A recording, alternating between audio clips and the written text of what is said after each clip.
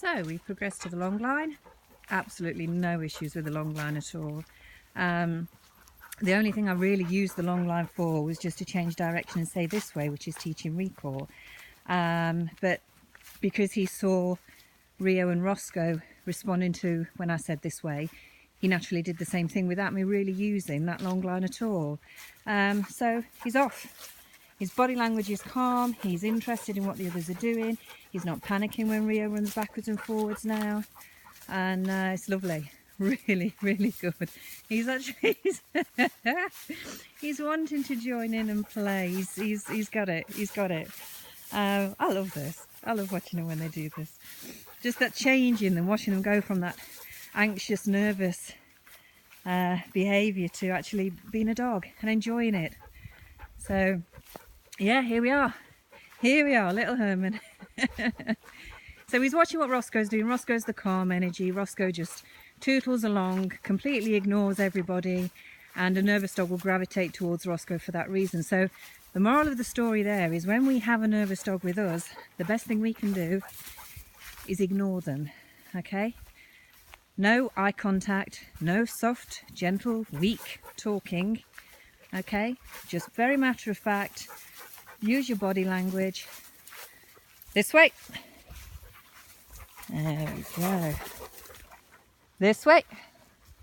He comes, look. Yeah, he was picking that up lovely on the long line. Like I said, I wasn't even using the long line for him.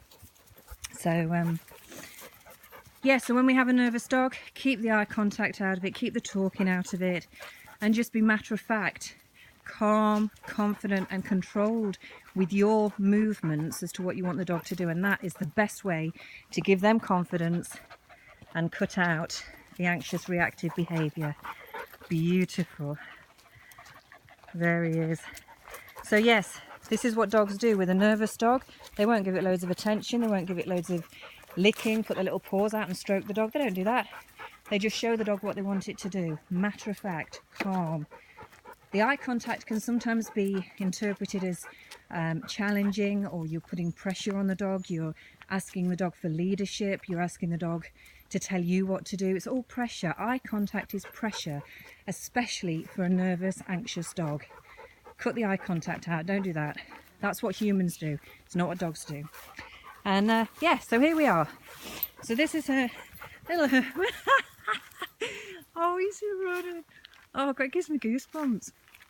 I love it when you see the change in them. Oh, bless him.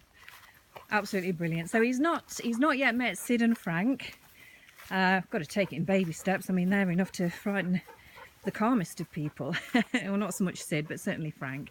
And it is getting a little bit warm now, so they will interact within the house because he's got his confidence with Roscoe, so it'll just be one at a time. But I'll let him sort of meet Sid and Frank, and I'll control that meeting so he knows he can take confidence in the human, and that's what we'll sort of relay back when he gets home, that he knows he can trust the handler, he's human. Just basically introducing him to these different sights and sounds and just getting him in a dog. I love this little run. Yeah, you can see it's going perfectly and he's having a great time. So really, really good. Lovely. There we go. And now I'm going to focus on some really nice photos. So I hope you're having a good day as well, because I certainly have.